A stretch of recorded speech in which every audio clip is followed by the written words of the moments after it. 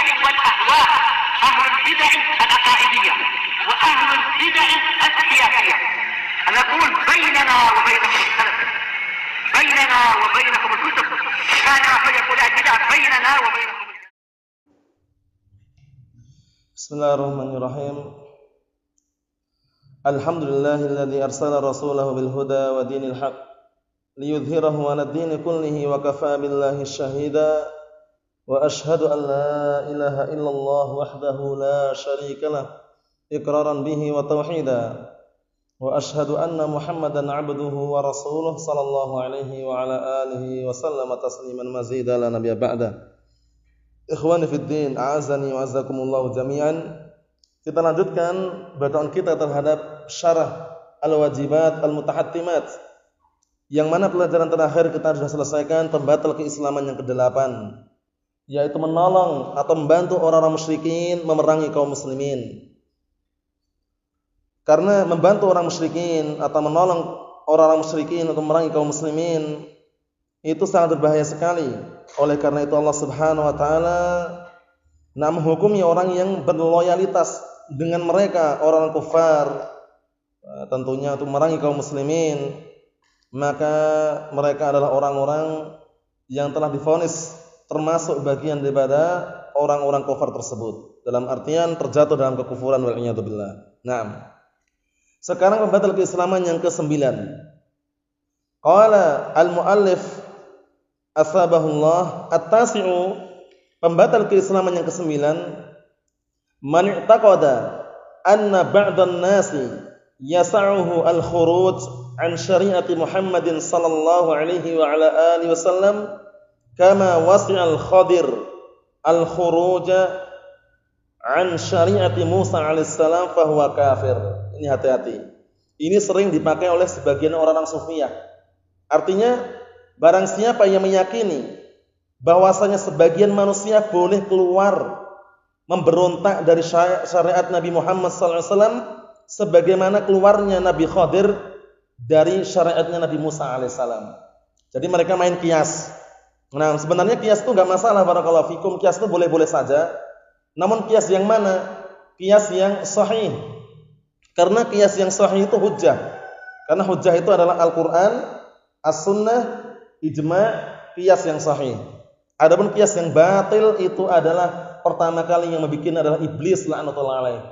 Sebagaimana dinukilkan oleh al-Imam Asy-Syanqiti rahmatullah alaih dalam kitab Al-Mudzakkirah dalam masalah usul, nah barakallahu fikum, ilmu usul ya. Beliau mengatakan bahwasanya awalu man qasa iblis. Pertama kali yang mengkiaskan kias yang fasid, yang rusak itu adalah iblis. Nah, jadi jangan sampai keliru ya. Qiyas yang dipakai hujjah Ahlussunnah wal Jamaah adalah qiyas yang sahih. Adapun qiyas yang batil, qiyas yang fasid, pertama kali yang bikin adalah siapa? Iblis. Ketika disuruh sujud malah dia ngomong apa? Nah, barakallahu fikum, ana khairum minhu. Aku lebih baik daripada Adam alaihissalam. Aku lebih baik daripada Adam, kata iblis tersebut. Naam. Khalaqtani min nar, khalaqtahu min nar, khalaqtahu min tin. Engkau menciptakan aku dari apa? Dari api, sedangkan engkau menciptakan dia dari tanah. Jadi iblis mengkiaskan dengan kias yang rusak. Jadi iblis beranggapan bahwasanya na barakallahu fikum, api lebih baik daripada tanah. Padahal sudah kita sebutkan barakallahu fikum, secara naluri bahwasanya yang namanya api itu sifatnya merusak, membakar dan semisalnya. Namun yang namanya tanah secara globalnya sifatnya adalah menumbuhkan tumbuh-tumbuhan, nah barakallahu fikum, dan bisa untuk bercocok tanam dan semisalnya, bermanfaat. Nah, ini kias yang rusak ini. Iblis suruh sujud malah enggak mau sujud. Nah, tapi malah menggunakan kias. Kias apa tadi? Kias yang rusak, yang kias yang fasid. Kiasun fasidun, paham ya? Atau kias batil. Nah, suruh sujud malah dia mengkiaskan, aku lebih baik daripada Adam, katanya. Engkau menciptakan aku dari api, sedangkan engkau menciptakan dia dari apa? Dari tanah. Nah, kias yang rusak ini kan kias yang rusak. Nah, dan iblis termasuk dari kalangan jin atau makhluk tersendiri? Dalilnya? Atau iblis termasuk malaikat? Lafadznya jelas sekali tuh. Ketika kami perintahkan malaikat untuk sujud kepada Nabi Adam, semua malaikat sujud kecuali iblis. Berarti iblis dari kalangan malaikat. Nah, ini nas lah hadis. Ayatnya nas loh. Terang-terangannya, wa id qulna lil malaikati isjudu li Adam fasajadu illa iblis. Wah. Ini dalilnya mereka ini. Berarti iblis aslinya malaikat, cuman dia karena menentang membangkang diusir gitu. Kata sebagian orang, syubhat ini ya. Syubhat Allah musta'an. Yang benar iblis itu dari kalangan malaikat atau bukan, Akh Abdullah? Wal alam. Belum bisa pastikan berarti? Enggak tahu, nah. Antum siapa namanya? Wahyu Ayawan. Dari kalangan malaikat atau bukan? Antum Akh Banofal? Ya jelas makhluk halus jelas itu. Nah, masih makhluk halus jelas itu. Allah Subhanahu. Nah, dalam artian makhluk gaib itu ya. Jelas, cuman dari kalangan malaikat atau bukan? Lafadznya kan wa id qulna lil malaikati isjudu li Adama fasajadu illa iblisa. Ketika kami perintahkan para malaikat untuk sujud kepada Nabi Adam, nah, para malaikat semuanya sujud kecuali iblis. Bukan apa? Bukan apa maksudnya? Bukan malaikat. Bukan malaikat. Kalau antum apa? Malaikat bukan? Dalilnya? Dalilnya setelahnya.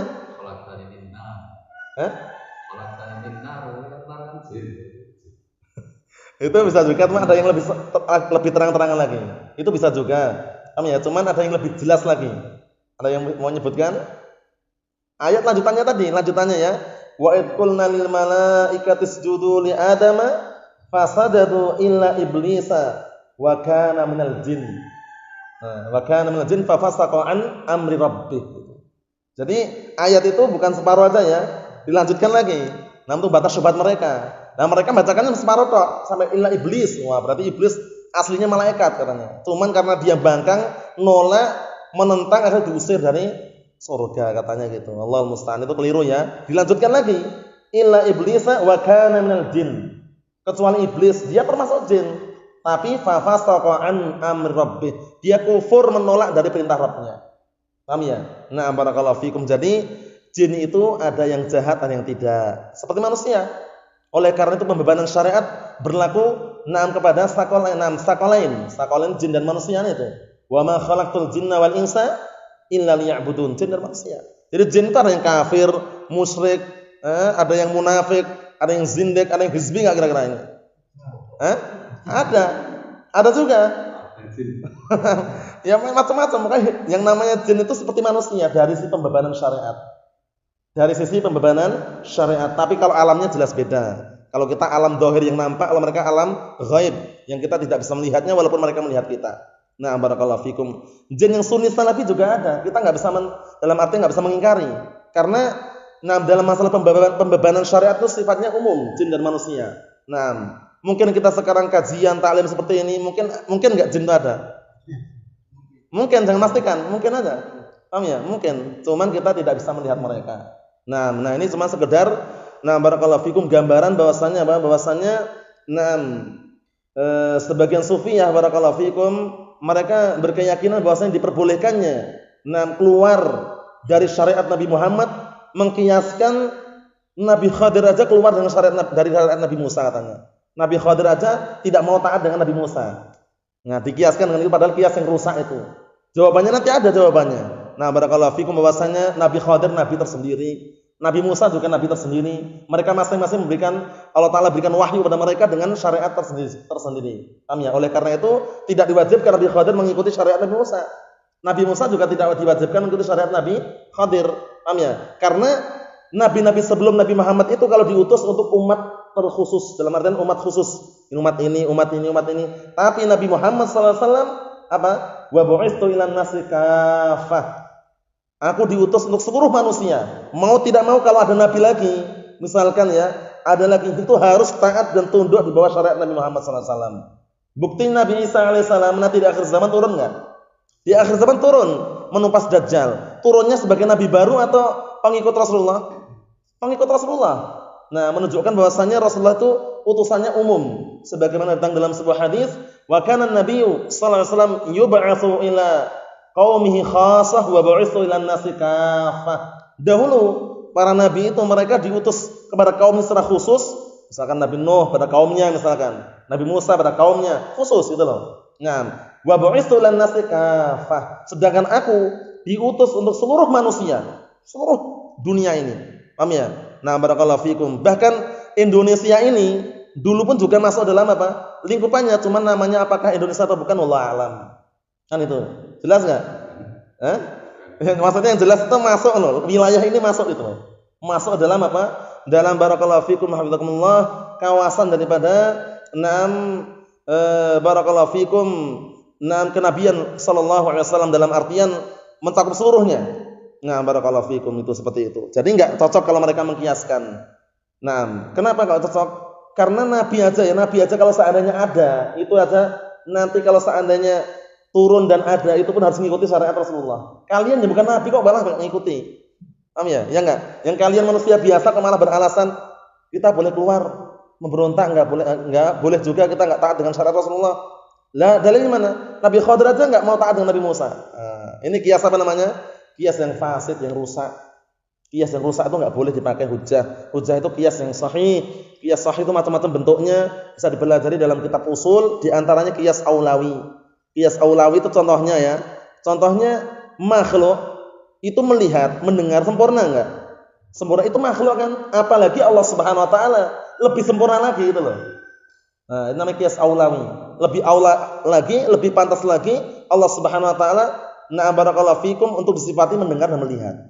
Manusia aja dianggap sempurna, apalagi Allah taala lebih sempurna itu loh.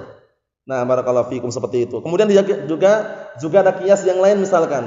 Nah, sebagaimana orang berbuat kejelekan dapat dosa, begitu pula ketika orang berbuat kebaikan dapat pahala. Itu kias juga. Jadi kias yang diperbolehkan kias yang sahih. Adapun kias yang fasid, yang rusak tadi kiasnya apa? Iblis laknatullah alaih. Allahul musta'an. Jadi iblis pendapat yang sahih berdasarkan zahir ayat tadi termasuk dari kalangan jin. Nah, wa id qulna lil malaikati isjudu li adama fasajadu illa iblisa wa kana minal jin. Fafasaqa an amri rabbih. Itu perlu perhatikan itu.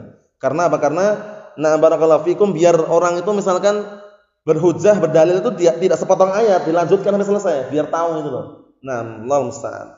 Qala asy-syarih asbahullah wa hadha naqidu dhahirun wadihun wal iyadu billah wa kufrun.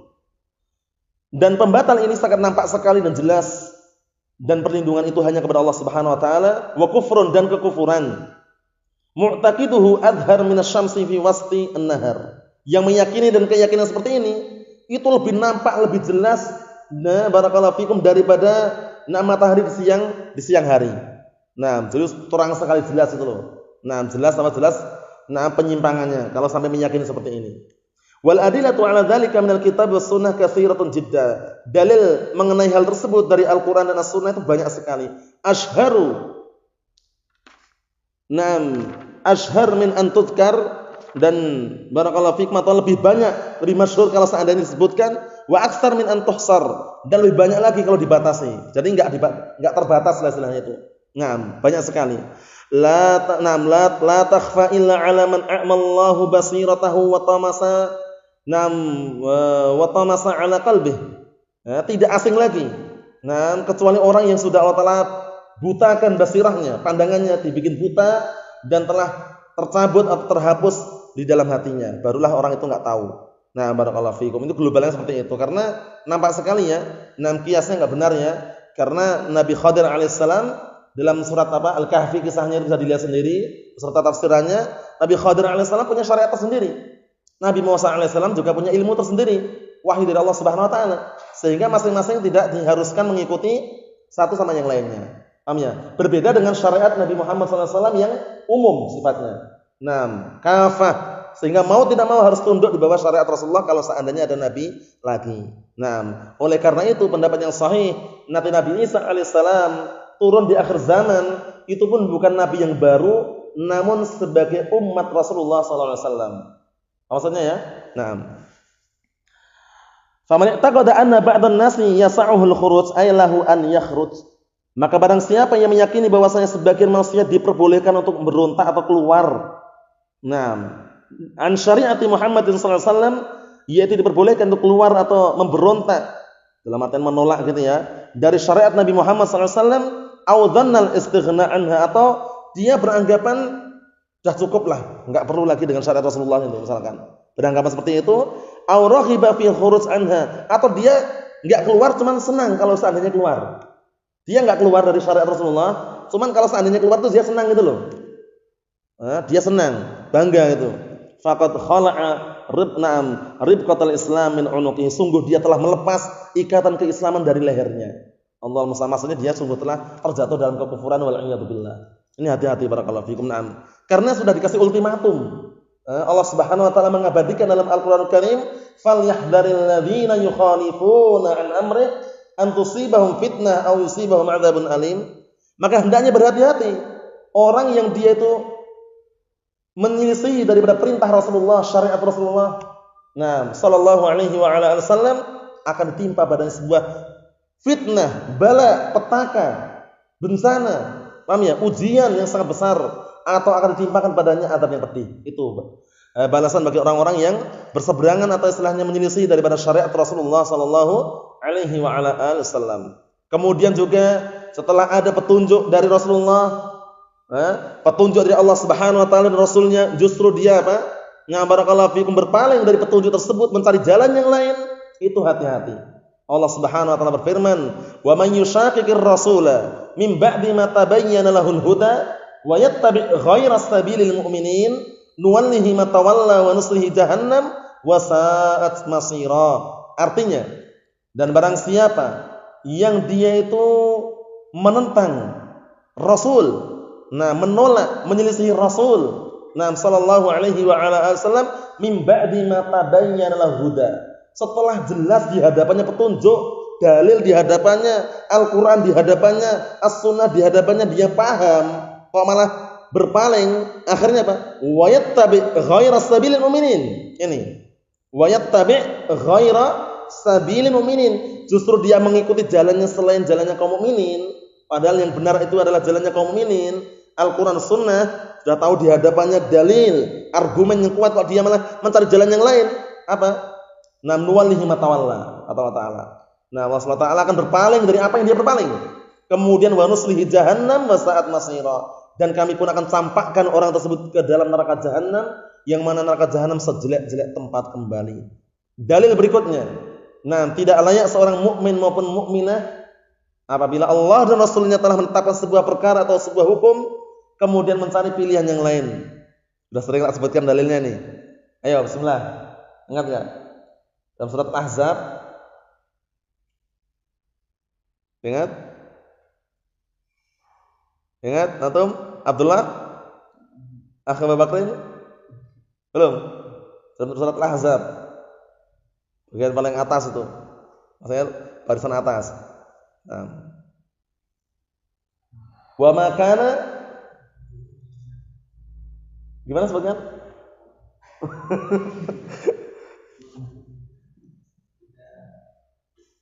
Lupa atau ingat? Lupa enggak masalah. Kalau lupa diingatkan nanti. Antum udah ada gambaran belum? Awalnya lupa. Wa ma kana.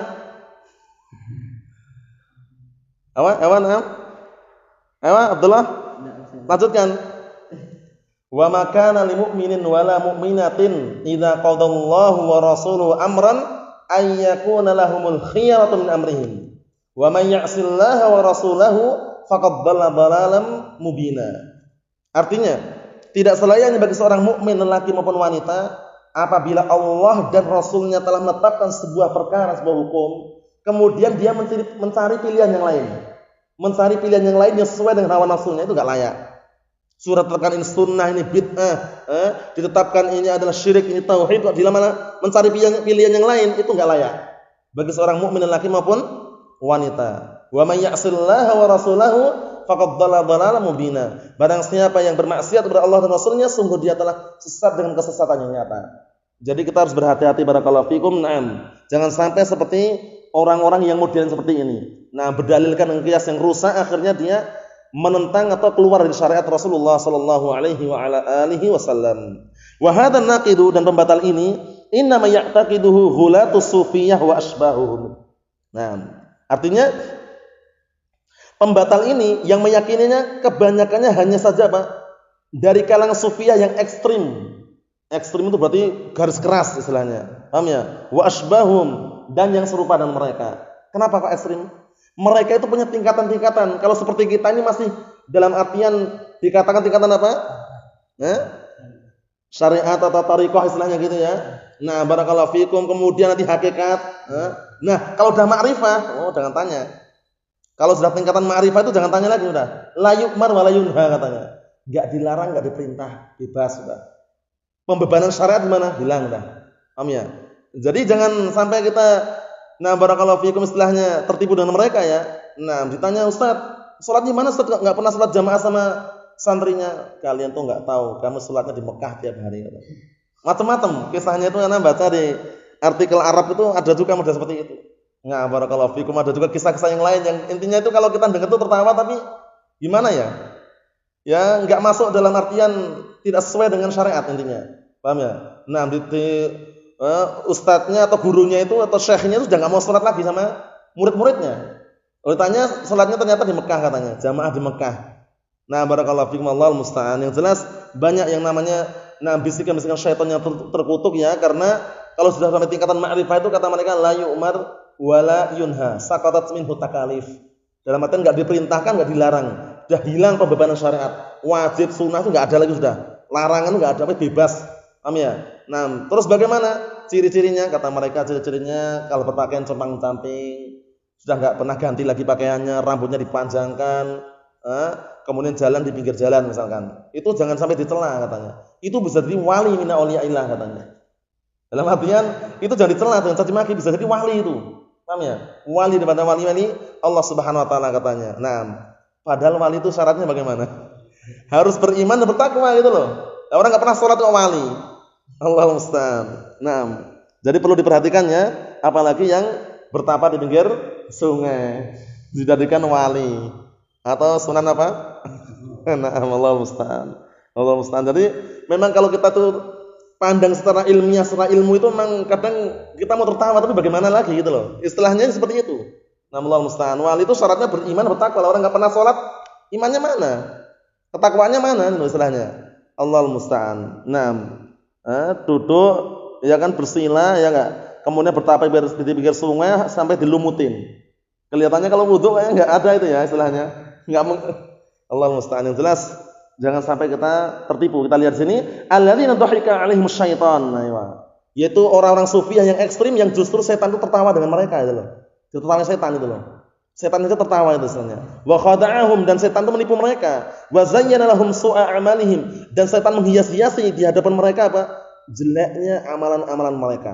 Nah, barakallahu fikum. Fa'ata'u, akhirnya justru mereka mentaati setan tersebut, wattaba'u ahwa'ahum, dan mereka justru mengikuti hawa nafsu mereka, fahum bijahlihim yujawizuna liman hasalat lahu biza'mihim, maka mereka dengan kebodohan mereka itu membolehkan bagi orang yang hasalat lahu biza'mihim martabatul ilm wal ma'rifah ini. Ya. Nah, dengan kebodohan mereka membolehkan bagi orang yang sudah mencapai martabat ilmu dan ma'rifah.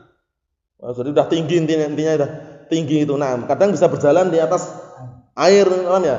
Nah, senjata digelar aja langsung naik itu. Walaupun enggak terbang istilahnya ya. Yang jelas macam-macam. Nah, Allahu musta'an. Nah, apa tadi? Al-khuruj an syariah. Ewa. Jadi orang kalau sudah sampai tingkatan ilmu dan ma'rifah, itu mereka membolehkan apa? Untuk keluar dari syariat. Bayangkan, malah keluar. Seharusnya semakin berilmu semakin takutan itu. Bukan malah semakin kayak gitu. Innama yakhshallaha min ibadihi al-ulama. Sesungguhnya hamba-hamba Allah taala yang paling takut kepada Allah Subhanahu wa taala adalah para ulama. Orang yang semakin berilmu semakin takut. Nah, kalau ini kalau melanggar syariat malah enggak takut kan istilahnya. Allahul musta'an. Nah, kita lihat sini. Wa yasqutuna anhu takalif. Nah, barakallahu fikum. Akhirnya mereka yang tingkatan ilmu dan makrifat tadi, berjatuhan darinya takalif. Dalam artian takalif pembebanan syariat itu wajib, sunnah, makruh, mustahab dan semisalnya itu ya, itu sudah hilang dari mereka. Enggak lagi beban syariat. Wa hadza kufrun wa khurujun 'anil Islam. Ini adalah kekufuran dan bisa mengeluarkan dari keislaman. Allahul musta'an. Waqad qala al-'allama Ibnu Qayyim rahimahullah taala fi Nuniyatih. Al-Imam Ibnu Qayyim al-Jauziyah adalah salah seorang ulama yang besar. Nah, beliau adalah salah seorang murid daripada Syekhul Islam Ibnu Taimiyah Abdul Abbas Ahmad bin Abdul Halim rahmatullah alaih. Al-Imam Ibnu Qayyim beliau memang dikenal dengan Ibnu Qayyim Al-Jauziyah. Wa illa kunyah beliau adalah Abu Abdullah, namanya Muhammad bin Abi Bakar. Namanya Abu Abdullah Muhammad bin Abi Bakar. Nah, namun beliau memang dikenal dengan apa? Nah, digelari dengan apa? Dalam artian beliau dikenal dengan sebutan Ibnu Qayyim Al-Jauziyah. Nah, beliau punya karangan namanya Nuniyah. Nuniyah itu semacam pantun atau puisi diakhiri dengan huruf apa? Nun. Nah, jadi kalau antum menjumpai nuniyah, haiyah, lamiyah itu jangan bingung. Lamiyah itu punya Syekhul Islam Ibnu Taimiyah, itu masalah akidah juga, diakhiri dengan huruf lam, pantun. Nuniyah punya Al-Imam Ibnu Qayyim, sebuah pantun juga diakhiri dengan huruf nun. Haiyah punya salah seorang imam, Imam Abu Bakar bin Abi Dawud rahmatullah alaih, ngam itu diakhiri dengan apa? Ha. Seperti itu. Nah, barakallahu fikum. Jadi, apa sih nuniyah? Nuniyah itu apa? Nuniyah itu semacam pantun atau puisi berbahasa Arab diakhiri dengan huruf nun. Kita lihat, fal kufru laysa siwal inadi wa raddi ma ja'a ar-rasul bihi liqauli fulani fangdur la'allaka hakadha dunal lati qad qalaha fattabu'a bil khusrani.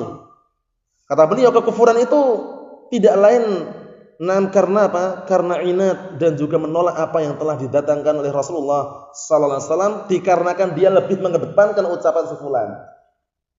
Maksudnya, jadi kekufuran itu tidak lain sebabnya karena diantaranya apa? Menolak, membantah, bangkang, atau menolak daripada apa yang telah dibawa Rasulullah. Maksudnya menolak syariat. Paham ya?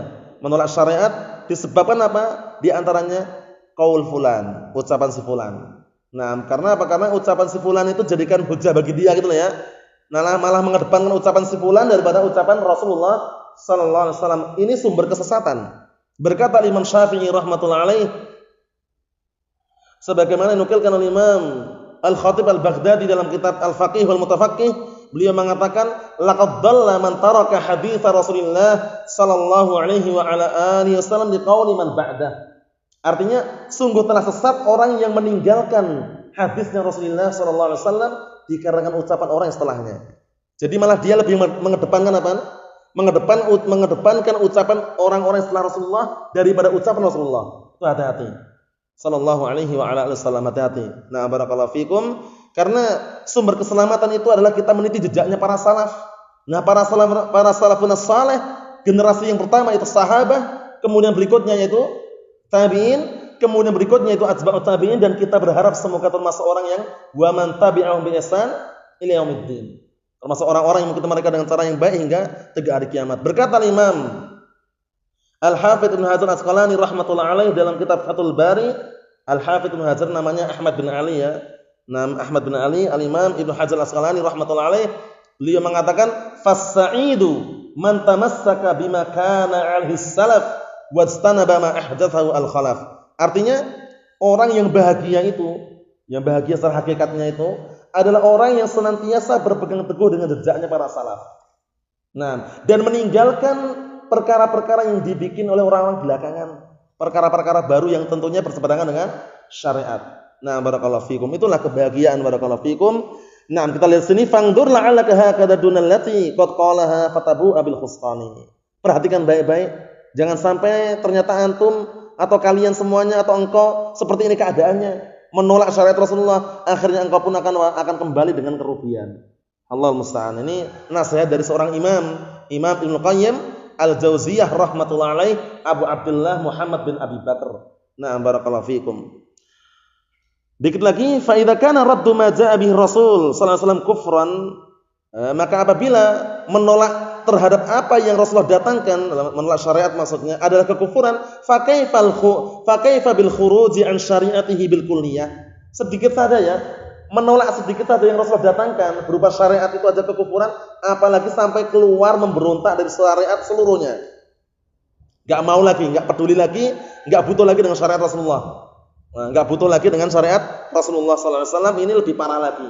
Menolak satu syariat aja sudah kekufuran, apalagi semua syariat dia tolak, tambah parah lagi keadaannya. Oleh karena itu barakallahu fikum hafizakumullah, kalau ingin selamat di dunia sebelum akhiratnya, tentunya kita barakallahu fikum meniti jejak generasi para salafun saleh yang mereka sandarannya sangat akurat dan kuat sekali, serta barakallahu fikum tidak bisa dibantah serta tidak pula didustai, tidak pula diragukan lagi, yaitu Al-Qur'an dan As-Sunnah. Berkata Imam Malik bin Anas, Imam Darul Hijrah Abu Abdullah, sebagaimana dinukilkan oleh Imam Al-Harawi dalam kitab Dzamul Kalam wa Ahli, man aradan najata fa'alaihi bi kitabillahi wa sunnati rasulih sallallahu alaihi wa ala alihi wasallam. Barang siapa yang ingin selamat, maka hendaknya dia berpegang teguh dengan Al-Qur'an dan sunnahnya Rasulullah sallallahu alaihi wa ala alihi wasallam. Kemudian juga berkata Imam Az-Zuhri, Muhammad bin Muslim Az-Zuhri rahmatullah alaih, sebagaimana yang tercantum dalam Muqaddimah Sunan Ad-Darimi, beliau mengatakan al-i'tisamu bi sunnati najatun. Berpegang teguh dengan sunnah adalah kunci keselamatan. Kemudian juga berkata Imam Malik bin Anas, Imam Darul Hijrah, sama ya sebagaimana sebutkan oleh Imam Harawi dalam kitab Dzamul Kalam wa Ahli, ma'am as-sunnah safinatun nuhin man raqibaha naja wa man takhalafa anha ghariqa. Sunnah itu bagaikan perahunya Nabi Nuh alaihi salam. Maka barang siapa yang naik di atas perahu tersebut dia akan selamat, dan barang siapa yang dia menyelisihi atau berpaling dari perahu tersebut, dari as-sunnah maksudnya, maka sungguh dia akan tenggelam. Nasallallahu alaihi wa afiyah fid dunya wal akhirah. Subhanaka Allahumma bihamdik asyhadu an la ilaha illa anta astaghfiruka wa atubu ilaik. Walhamdulillahirabbil alamin.